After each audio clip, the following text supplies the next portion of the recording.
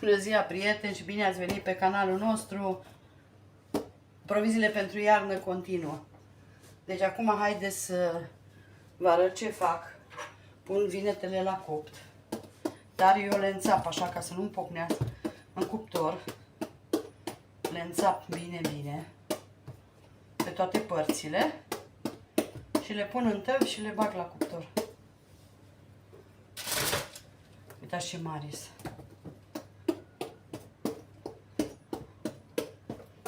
Și le punem pentru iarnă.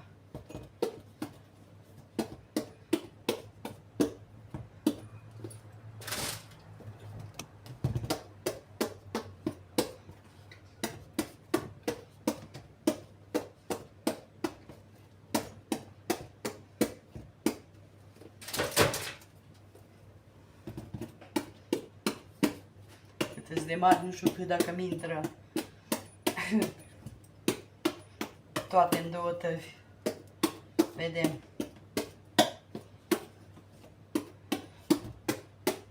Țăpați-le așa că nu o să aveți probleme cu să pocnească.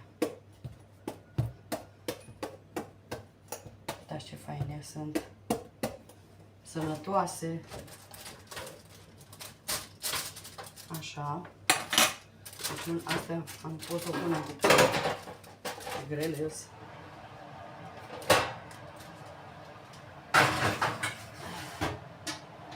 Am și roșii sherry astăzi. Trebuie să le pun în borcane. Dar alea cel mai ușor de pus. O să vedeți. Care aveți în grădină. Așa bune iarna la o tucăniță sau... Deci trebuie să-mi intre în astea două tări, zic eu.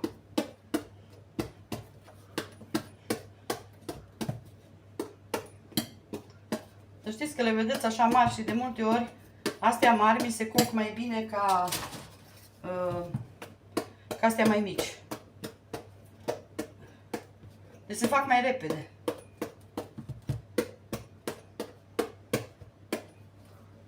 Așa. Și mai avem una și băgăm la cuptor. Țăpați-le bine, că atunci nu vă pocnesc în cuptor. Dacă le faceți, mai ales care stați la bloc și le faceți în cuptor.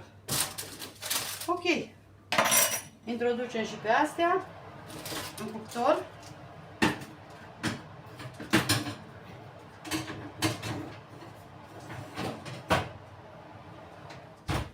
Și revin. Haideți să vă arăt că eu am început la vinete să le curăț și după aia mi-am însă aminte că ca să vă arăt.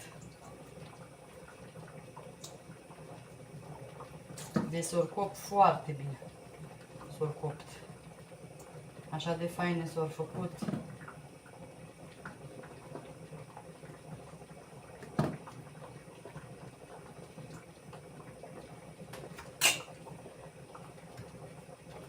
Așa. Acum eu o să le pun să le strecor. Dar ce faine sunt. O să le pun să le strecor, să le las la scurs și la răcit și după aia îmi pun cu ele și la congelator. Deci mai mult nu le fac. Am avut eu odată rețetă și la borcan puse, dar parcă mai mult îmi place la congelator. Ok, revin. Haideți să continuăm, prieteni. Am zis că pun și roșiile sherry. Eu acum astea le pun, le-am spălat bine. Asta nu pun că e moale. Deci trebuie să fie sănătoase. Am spălat, dar tot mai există impurități. Așa. Încercați să le umpleți cât puteți de bine borcanele, că ele scad la fiert. Imediat ne uităm și la vinete.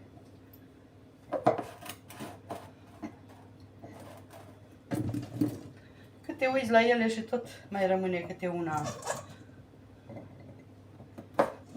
lovită. Cât m-am uitat și când le-am spălat și le-am sucit.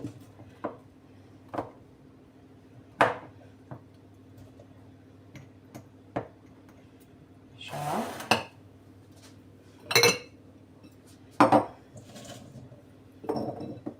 Astea știți ce faine că sunt suc propriu și la o tocăniță le puneți direct în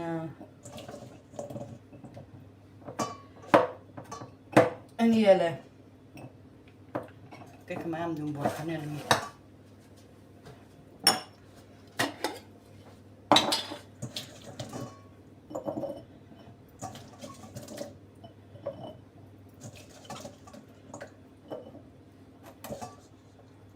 Le puneți direct în tocăniță. Așa cum sunt, fără conservanți, fără nimica. Mai am aici că mi-am oprit mai. Dar așa, puteți să puneți busuioc. Eu pun țelină. Nu, ne place foarte mult și la bulion și la câte o frunză de țelină.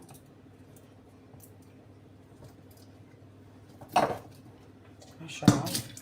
Haideți să mi-aduc sarea aia mare și vă arăt mai departe. Hai să vă arăt. Deci aici, că e borcanul mai mic, pun jumătate de lingură de sare. Aici cam o lingură. Nu chiar plină. Atât. Deci nu pun conservant, nu pun nimic. Deci așa le fac. Acum le închidem. Și o să le pun într-o oală la baie marin, la fiert. De când începe o oră le sterilizăm. De când începe apa să fiarbă.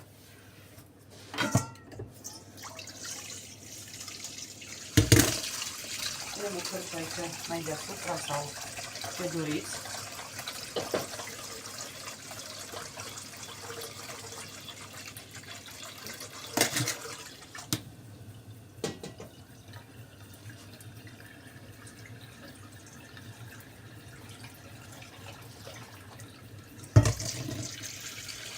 Eu o să le las la foc încet. Și de când începe să fiarbă, ne uităm și le lăsăm o oră. Și le lăsăm după aia până a doua zi pe...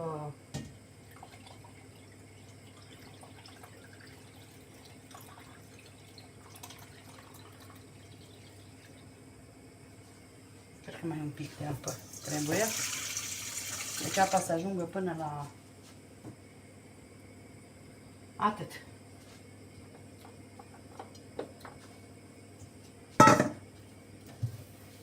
Și cu astea am terminat. Dacă ar mere toate așa ca pe bandă, haideți să ne uităm la vinete. Deci aia e problema, că trebuie să ne uităm la vinete.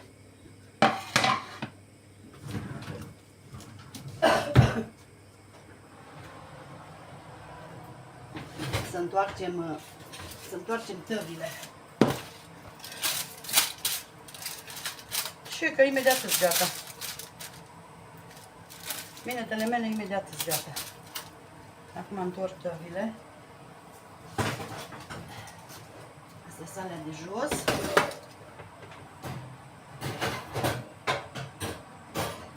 N-am că dacă aș avea două tăvi la fel, dar ele, v-am zis că astea mai să fac mai repede. Știți ce fain miroase? A copt.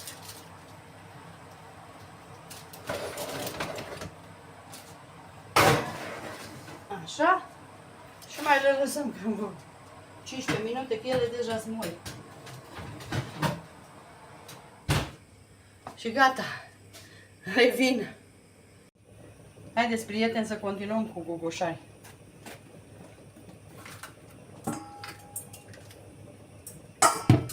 Fac ceilalți.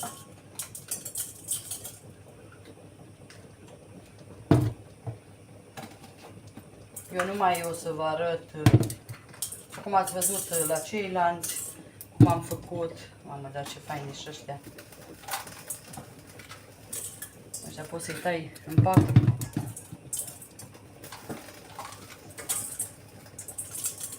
Îi curăț bine.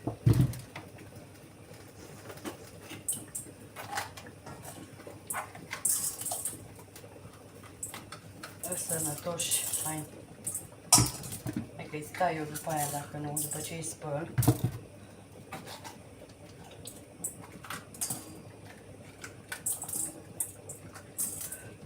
Roșiile văd că au început să fiarbă. Deci acum încă o oră. Binetele, imediat îți gata așa alea. O să și opresc cuptorul ca să nu mai meargă. Așa.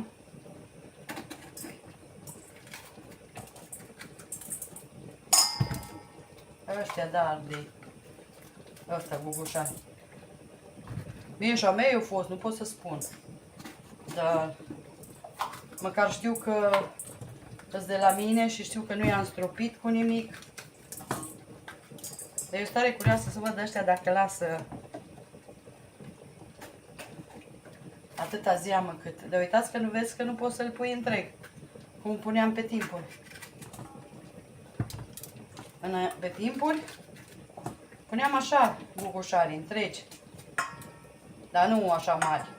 Deci mai micuți. Dar îi puneam întregi. Dar acum nu poți.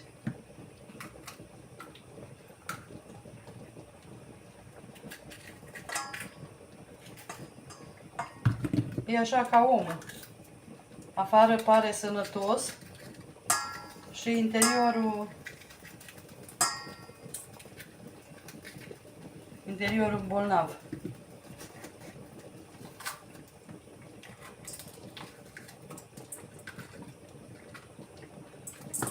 Dumneavoastră ce mai puneți, ce mai faceți?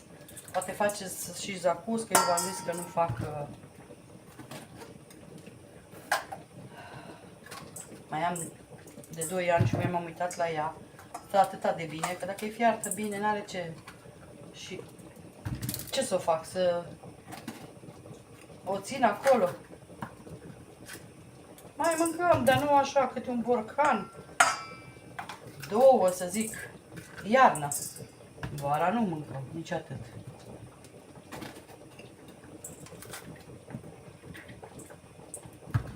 Haideți că nu mai vă țin. Îmi fac eu treaba. Să nu vreau să vă plictisesc. Haideți că am zis că nu mai vă arăt, dar eu am lăsat apa aia ce a fost aici, am lăsat-o. Aici am pus numai cantități, fără boabe de muștar, că am destule acolo jos. Deci 300 de grame de zahăr, 300 ml oțet și 150 de grame de zahăr și puțin piper. O să punem și foi de dafin. Le pun aici între ele. Nu am stat să-l topesc ca lumea, că el se va topi.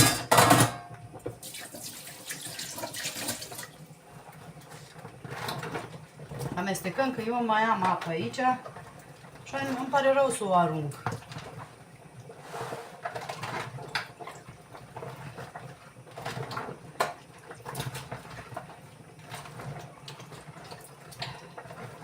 Și îi lăsăm și facem la fel ca ăialalți.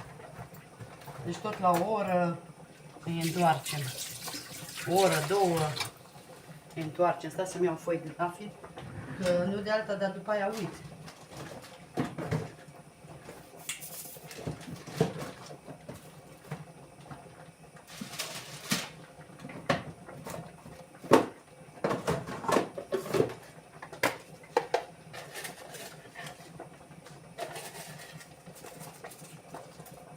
Așa.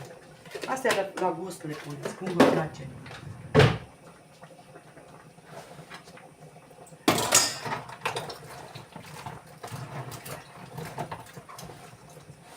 Au fost frumos, să știți, au fost frumos bobușarii și ăștia. Acum v-am arătat de 2 ori cum îi fac pe ăștia. Chiar vă rog să aveți încredere că la rețete, că eu nu mai bine nu le dau dacă nu iasă bine.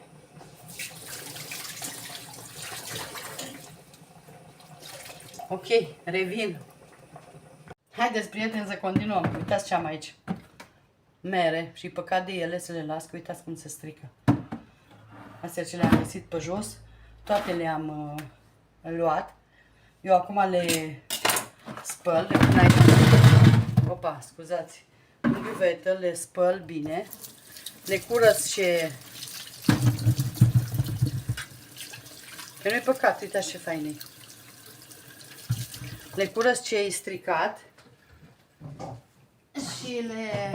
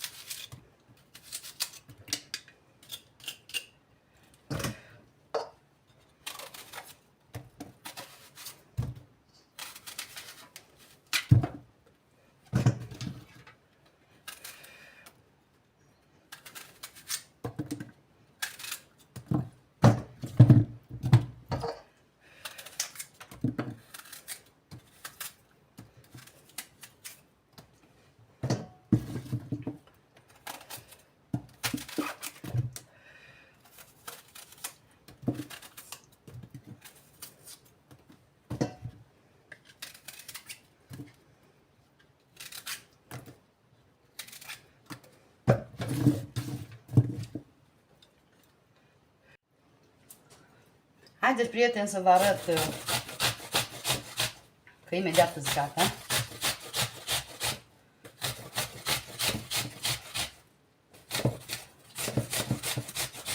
Cu ele de ras. Dacă doriți, puteți să le dați coaja jos, dar eu nu o dau, că e vitamine acolo în coajă. Așa. Am gătat de ras. Acum repede punem pe ele zeamă de lămâie, să nu... Și așa că știți că repede se închid la culoare.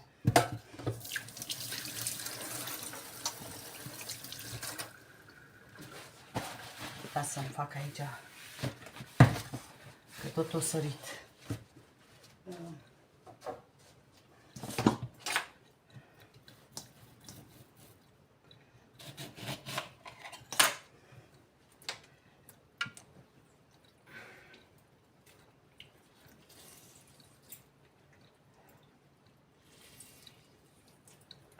Așa. Acum dacă mai sare câte un sâmbure, asta e. Că doram și din aia, da, de stors, da.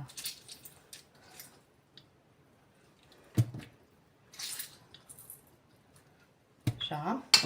Și acum amestecăm bine.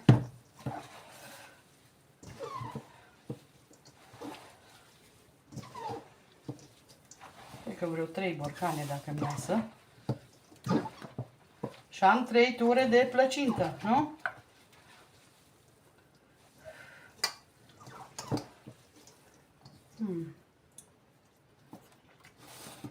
Foarte bună. Au un gust așa de bun merele astea.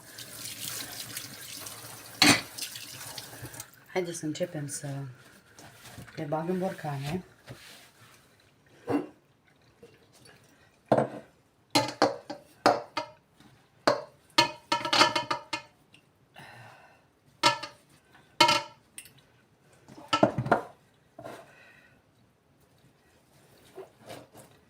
Le presați așa cât puteți.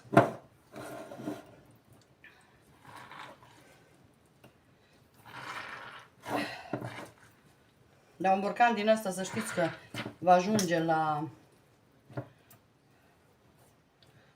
o prăjitură. Că eu am făcut, deci dacă faceți un din aia, foaie sus, foaie jos, un borcan va ajunge.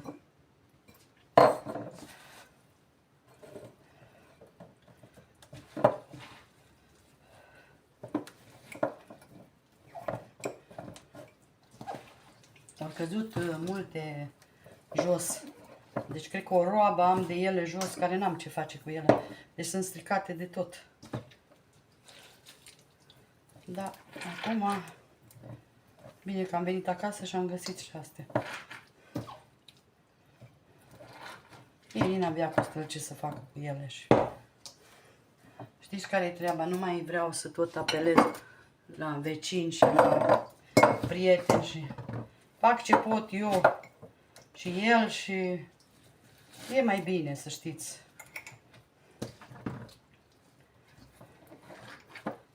3 borcane. 3 borcane au ieșit.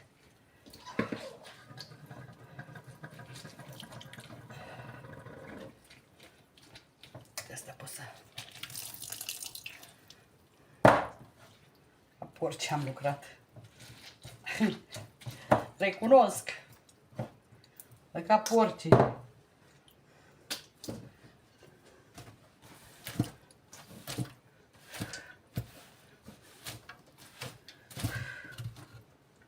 Acum ce mai am aici? O să mai bag eu în astea alte.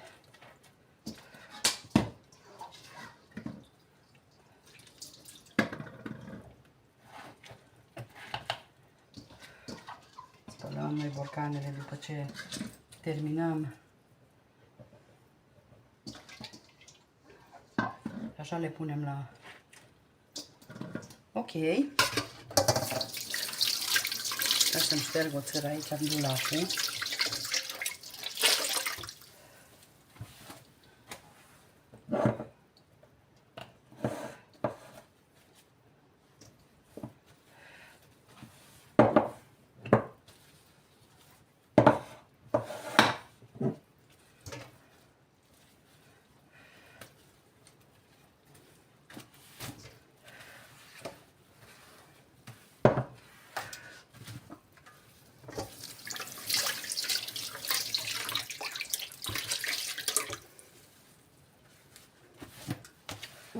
Așa.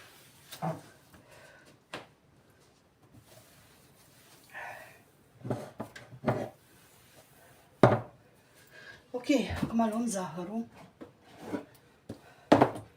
și punem, asta nu-mi place mie, parcă e prea plin. Așa. Ca să... Și punem câte o lingură de zahăr deasupra.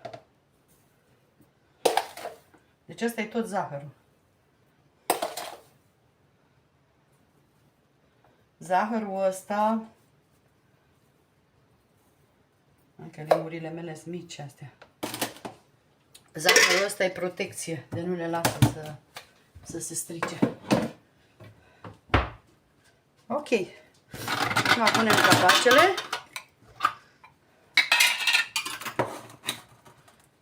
Așa.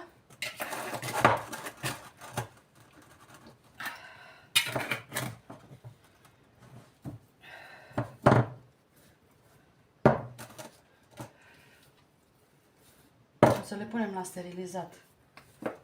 Deci, la astea, de când fierbe apa, jumătate de oră. Haideți să vedem roșiile mele. Dar ce faine s-au făcut.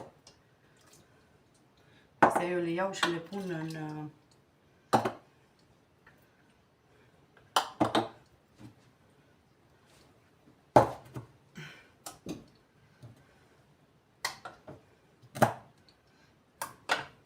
Le pun la cald. Acum pun apă.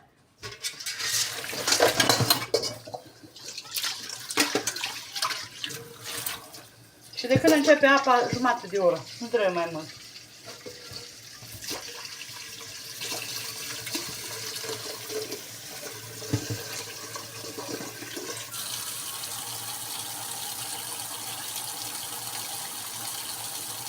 Mai un pic.